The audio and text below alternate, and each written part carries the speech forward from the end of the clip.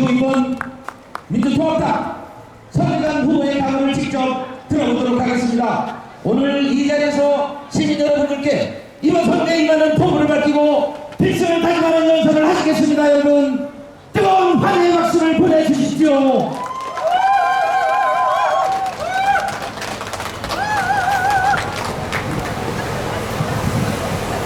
존경하는 제천 시민 여러분, 우리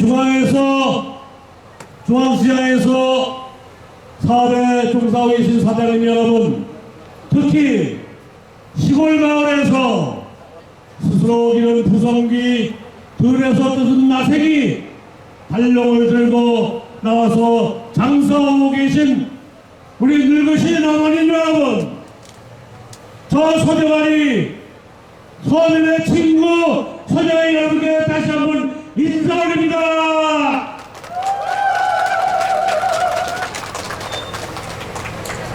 존경하는 노동자, 농민, 영세 상공인, 장애인, 여성 그리고 어르신 여러분, 4년 전 여러분이 뽑아드린 이명박 대통령 경제 하나는 확실히 살려내시겠다 약속하셔서 그렇게 해주십사 하고 53%나 되는 득표율로 뽑아서 대통령을 시켜드렸습니다.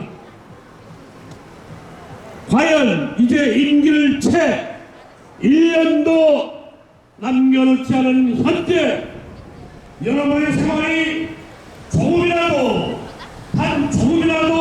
나아지신 분이 계시면 여기 한번 나와보십시오. 저와 함께 대화했으면 좋겠습니다. 계십니까? 안 계십니까? 그렇습니다. 대통령 경제 살리시겠다고 뽑아 올렸더니 경제를 살리기는커녕 뭐를 살렸습니까? 부정 비리만 되살렸습니다.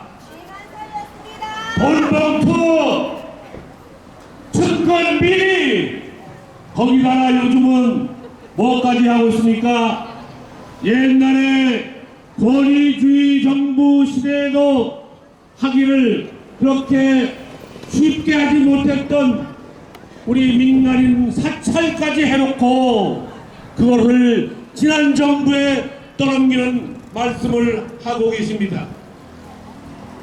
그걸 폭로한 총리실 직원의 입을 막으려고 신사임당이 앉아 계시는 5만원짜리 지폐 1000장을 그것도 조폐공사에서 나온 그대로 갖다 드렸다 합니다.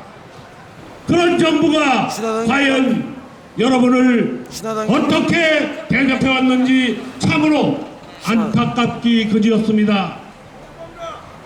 이제 이명박 정권을 바꾸지 않고는 여러분의 생을 아름답게 살기 좋게 꾸려갈 수 없다는 것을 말씀드리면서 저 서정환이 여러분과 함께 어깨동무하고 이 지역을 살려내고 대한민국을 어려운 환경에서 건져냈다는 일념으로 이번 선거에 출마했다는 보고를 드리면서 몇 가지를 여쭙고자 합니다. 존경하는 시민 여러분, 그리고 어려운 환경 속에서 장사하고 계시는 우리 어머니 여러분 바쁘셔서 아마 TV 토론, 저와 새 후보와 함께한 TV 토론을 못 보신 분도 많으실 것입니다. 또 상업에 바쁘신 가운데도 누구를 대표로 뽑는 것이 과연 합당하냐 하는 것을 가늠하기 위해서 시간을 쪼개서 TV 토론을 보신 분도 계실 것입니다. TV 토론을 말씀드리기 전에 저는 이 시대의 지도자, 모름지기 자기를 위해서 일어난 사람이 아닌 지역을 위해서, 나라를 위해서 일어난 사람은 꼭 세 가지 덕목은 가져야 한다고 생각합니다. 먼저는 정직입니다. 바르게 말해야 합니다. 국민을 상대로, 시민을 상대로 거짓말하는 후보는 결코 의정단상에 나가서 똑바로 정말 지역민을 위해서, 나라를 위해서 일할 수 없습니다. 정직, 이것이야말로 국민의 가장 1번되는 덕목이 아니겠습니까? 그 다음으로 깨끗해야 합니다. 남의 것을 탐해서는 안 됩니다. 청렴해야 합니다. 그렇지 않으면은 또 기회만 있으면은 자기 주머니를 채우는데 급급할 뿐 지역민을 위해서, 나라를 위해서 일하지 않을 것입니다. 또 이명박 정부가 저지른 부정 비리가 있을 수밖에 없는 거 아니겠습니까? 그 다음으로 겸손해야 합니다. 자기만이 잘났다고 목에 힘 빳빳이 세우고 자기보다 돈이 좀 없는 사람, 자기보다 건재가 약한 사람 없이 여기는 이런 오만 불솔한 사람은 우리 시민을 대표해서 의정단선에 나가서도 아니 되고 또 공인이 되어서도 아니 된다고 저는 생각하는데, 시민 여러분들은 어떻게 생각하십니까? 존경하는 대천 시민 여러분, 4월 11일 투표장에 나가서 직접 대표를 뽑아야 할 유권자 여러분, 어떤 기준으로 뽑으실까요? 여러분들, 제가 말씀드렸듯이 정직과 청렴 그리고 겸손한 사람을 뽑아야 바로 여러분들이 하고 싶은 얘기를 국회에 가서 할 수 있습니다. 깨끗해야만이 당당할 수 있습니다. 더러운 사람은 당당하지 못하기 때문에 시리에 따라서 이 말 저 말 바꿀 수밖에 없고 여러분들을 진정한 의사를 대변할 수는 없는 것입니다. 네번의 TV토론과 단양 청년회의소에서 한 번의 토론, 총 5번의 토론을 그중 단 한 번이라도 보신 분은 누가 과연 거짓말을 하고 있는가를 가늠하셨을 것으로 생각이 됩니다. 여러분, 저는 좁쌀이 되었습니다. 어느 후보한테 좁쌀로 되어버렸습니다. 본인은 커다란 호박덩이이고 저는 또 정한철 후보는 이창수 후보는 모두 좁쌀이 되었습니다. 좁쌀이 100번 굴러야 호박이 한 번 구른 것만 굵겠느냐? 그렇습니다. 저는 삼선위원이 아니기 때문에 좁쌀입니다. 근데 여러분 아십니까? 좁쌀은 썩지 않습니다. 결코 썩지 않는 것이 좁쌀입니다. 호박은 방에 3개월만 놔둬도 썩습니다. 온통 썩어 무너져 내립니다. 그것이 호박입니다. 아무리 3선 4선 해도 썩어 문드러지면 과연 여러분의 의사를 국가를 운영하는데 그대로 대변할 수가 있겠습니까? 어떻습니까 여러분? 그런 큰 인물 삼선 중진 의원께서 왜 좁쌀이 한 것을 탐내십니까? 좁쌀이 한 것은 야 좁쌀아 너나 먹고 살아라 이렇게 할 일이지, 큰 덩어리 호박께서 좁쌀이 한 일을 탐내서는 아니 되지 않습니까? 여러분들은 잘 모르실 겁니다. 단양분들 1985년도에 부단양이 청풍댐 막는 바람에 수몰되어서 신단양으로 옮겨갔습니다. 옮겨간 이후에 강물이 비가 와서 장마질 때면 너무 넘쳐나서 수해가 나고 또 비가 안 올 때면 수도권 사람들 물 먹여 살려야 되기 때문에 물을 그냥 내리보내서 그냥 수위가 낮아져서 배도 못 띄우고 이런 어려운 형편이 되었기 때문에 1985년 수몰된 이후 20년간 그 댐 수위를 강물의 수위를 132m로 유지해야만 단양 사람들이 어떻게든 먹고 살겠다 이런 염원으로 수건사업이든 수중보를 제가 17대 국회의원이 당선된 지 18개월 만에 확정했고 2006년도 12월 달에 본예산 493억 착공예산 2007년 말 착공할 예산 15억을 세워서 확정했습니다. 그런데 여러분들 가정마다 배포된 의정보고서를 보셨습니까? 이번 선거 공보를 보셨습니까? 거기에는 어떤 다른 후보가 16대 국회의원 하면서 결정했는데 다음에 17대 때 제가 장소를 잘못 변경해서 다시 자기가 장소를 바로 잡아서 했다라고 기록되어 있습니다. 근데 완전히 허위 사실입니다. 허위 사실, 남을 떨어뜨릴 목적으로 선거에서 허위 사실 날조 유포하게 되면은 7년 이하의 징역, 500만 원 이상 3천만 원 이하의 벌금형을 받도록 기록되어 있습니다. 법이 그렇다는 얘기입니다. 그렇게 했으면은 저에게 아이 후배야, 이거 내가 좀 잘못한 거 같다, 미안하다, 고칠게, 사과할게, 이러면 끝내려고 했습니다. 그런데 처음에 CJB TV 토론할 때 뭐라고 말씀하셨는가 하면은 당시 수산공사 사장이던 고석구 사장하고 개인적으로 합의를 보았다. 또 그 다음 토론에서는 그게 아니니까요, 거짓말이니까 내가 샅샅이 세밀히 못 보아서 보좌관이 한 일을 내가 못 봤다. 그러니까 내 잘못은 아니고 내 보좌관 잘못이다, 이렇게 하셨어요.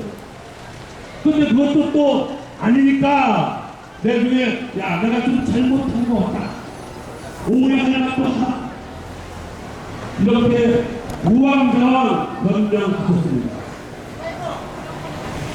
솔직히 처음부터 말씀하신 드린 일을 거짓말 나타나니까 계속 거짓말이 되고, 그러면서 마지막 하신 말씀이 서장하니가 국회의원 된 지 3개월 만에 그것 대행이 확정되었으니 그것만 보아도 16대 때 내가 한 노력이 더 큰 공이다, 그렇게 또 기자들한테 말씀하셨어요. 근데 아까 말씀드렸듯이 18개월 만에 확정된 것입니다. 3개월이 아니에요. 그 말씀 제가 어제 TV 토론할 때 말씀드리려고 했다가 식상할 거 없어서 말씀드리지 않습니다. 이 한 가지만 봐도 누가 거짓말을 하고 누가 참말을 하는지 여러분들이 판단이 되실게요, 여러분. 거짓말하고 숱하게 말씀하는 더 이상 말씀드리지 않겠습니다. 이제 제가 무엇을 할 것인가 만을 말씀드리겠습니다. 먼저 제가 선거에 출마하면서부터 지금까지 일관되게 여러분께 말씀드린 것은 서민이 주인되는 사회 건설입니다. 이명박 정부가 너무 부자들만을 위한 정치를 해왔기 때문에 이제 부자는 엄청난 부자가 되고 없는 사람은 더 없게 되어서 소위 양극화 심화되었기 때문에 이제 없는 사람, 힘든 사람, 이런 서민들이 좀 대접받는 사회, 이런 사회 만들고자 하는 것이 저의 영혼입니다. 정말 자기의 땀을 내서 열심히 사는 사람이 대접받는 사회 만드는 것이 저의 영혼입니다. 그렇다기 위해서 몇 가지를 제가 고백했는데 그게 대표적인 몇 가지만 말씀드리겠습니다. 먼저 우리 어르신들을 위해서 두 가지를 약속했습니다. 그 하나는 지금 어르신들이 노령수당 9만원 받고 계십니다. 월 단돈 9만원 한 잔 숫자입니다. 이거 가지고 담배 피시는 분들 담배값 하다 보면 점심값도 안 나옵니다. 또 기초생활수급자 안 된 분들 실제로 자식들이 동양하지도 않아서 기초생활 대상자 돼야 함에도 불구하고 안 된 분들 그거 가지고 먹고 사셔야 됩니다. 도저히 불가능한 일이기 때문에 우리 민주통합당에서는 그것을 18만원으로 인상하기로 약속을 했습니다. 반드시 해드릴 것입니다. 또 이 어르신들 되시면은 말씀이 잘 안 들립니다. 말씀이 잘 안 들려요. 이런 보청기 쓰시는 분들 그분들에 대한 지원도 해드리고 특히 연세 드시면 치아가 무너져서 틀니를 하셔야 합니다. 아마 여기 계신 어르신들께서도 많은 분들이 틀니를 하고 계실 겁니다. 지금까지는 전부 틀니를 하는 경우 75세 이상에 대해서 부분적으로 보험급여를 해드렸습니다마는 앞으로는 우리 민주통합당이 집권하고 제가 국회에 가면은 75세 이상 전부 틀니뿐만 아니라 부분 틀니까지 보험급여가 가능하도록 바꾸겠습니다, 여러분. 또 여러분이 국회의원 하시는 동안 두 번 TV 토론에서 제가 묻지 않고 우리 존경하는 정현철 후보가 물었는데 14대 16대 국회의원 두 번 8년 동안 하시면서 입법부의 국회의원 하시는 분이 법안을 딱 한 개 발의하셨으니까 그 점에 대해서 사과하라고 말씀하시니까 사과는 못한다. 그러시면서 내가 왜 그렇게 못했느냐 하면은 경로당 짓느라고 바빠서 법안 발의할 시간이 없었다. 이렇게 말씀하시는 걸 들었습니다. 물론 그분께서 경로당을 그렇게 많이 지으셨다면 우리 어르신들 위해서 아주 좋은 일을 한 겁니다. 좋은 일을 한 거예요. 근데 제가 2006년도 단양에 수해가 많이 났을 때 단양 가서 홀로 사신 어머님, 아버님들 보고 여쭤보았더니 무슨 말씀을 하시느냐. 우리 혼자 사는 늙은이들, 그분 말씀이 그대로 얘기합니다. 늙은이들 좀 모아서 살 수 있게 해주면 안 되겠느냐. 그래야 서로 외롭지도 않고 이렇게 위험할 때 위험도 면하고 이렇게 하지 않겠느냐. 이런 말씀을 하시는 걸 들어서 그때 제가 지금 선거관리위원회 앞에 있는 사랑의 집, 그래서 지어진 겁니다. 그것을 당시 시장에 지은 것으로 착각하는 분들도 계신데 그게 건설협회에서 돈을 얻어다가 물론 땅은 시유지입니다. 걷다 지어지는 건데 앞으로 제가 국회에 가고 민주통합당이 정권을 다시 찾아오게 되면은 이제 경로당도 거기서 사시면서 생을 보내실 수 있는 그런 집주형, 주거형으로 바꿔주겠다 하는 보고를 드리겠습니다. 감사합니다. 다음에 요즘 우리 애기들 안 낳지 않습니까? 우리 젊은 엄마들이 왜요? 육아 부담이 너무 큽니다. 애기를 기르려니까 기르는데 돈도 보육비 들어. 또 교육 문제가 있어가지고 애들 교육시키려니까 사교육비 들어가. 엄청난 부담 때문에 애기 낳는 걸 꺼려했습니다. 그래서 제가 달리다 보니까 이제 어머니들 만나서 애기 셋 낳으신 분들한테는 아이고 국가에 충성하십니다 이렇게 인사드립니다. 그 보육비 부담, 육아 부담 덜어드리기 위해서 5살 미만의 보육비는 국가가 절약 부담하고 또 보육교사들의 처우가 아주 형편없습니다. 한 달에 100만 원을 못 받습니다. 7, 80만 원 겨우겨우 받고 있습니다. 이분들 보육교사들 급여를 인상하도록 추진하겠습니다. 여러분, 또 우리 농민들 얼마나 힘듭니까? 제가 TV 토론할 때 3월 15일 날 한미 FTA가 발효된 이후에 우리 존경하는 송가호 후보께서 소시장, 소를 사고 파는 시장에 나가보셨냐고 말씀 올리니까 나가보셨다는데, 저는 제 집사람이 여기 어딘가 왔을 테지만은 8일날 3일날 우시장에 빼놓지 않고 나가서 그 축산하신 농민들 꼭 만났습니다. 거기서 그분 뵐일이 없는데 가셨다 그러더라고요. 그건 모르겠어요. 제가 또 다녀간 뒤에 가셨는지 모르겠어요. 속값, 돼지값 얼마나 내리는지 알고 계시냐 물었더니 그런 데는 대답할 수 없다, 그렇게 말씀하셨습니다. 우리 축산농가들, 우리 농민들 한미 FTA, 앞으로 또 한중 FTA도 한다는데 이제 절망 속에 빠져서 신음하고 있습니다. 이분들을 위해서 무슨 대책 세워봤자 어렵습니다. 한미 FTA는 재협상 한다는 우리 당의 방침에 따라서 제가 앞장서서 우리 농민들을 살려내는데 최선을 다할 각오를 갖고 있습니다. 또 이 중앙시장, 내토시장에서 사업하시는 우리 사장님들, 말이 사장님이지 정말 어렵습니다.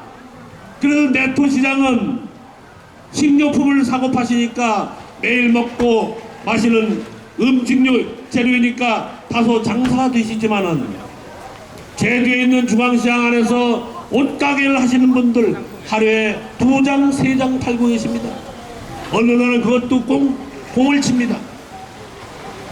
왜 그렇습니까? 정권이, 정치가 서민들에게 가 있지 않고 재벌들에게 가 있기 때문입니다.